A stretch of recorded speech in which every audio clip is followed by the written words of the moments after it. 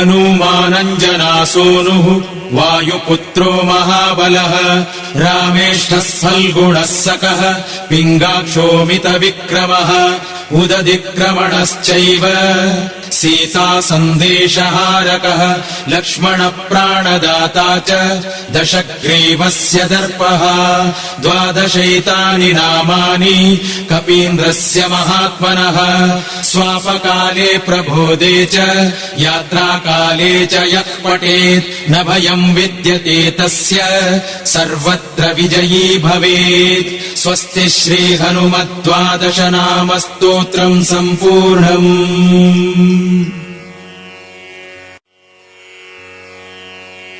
हनूमानञ्जनासूनुः वायुपुत्रो महाबलः रामेष्ठः फल्गुणः सकः पिङ्गाक्षोमितविक्रमः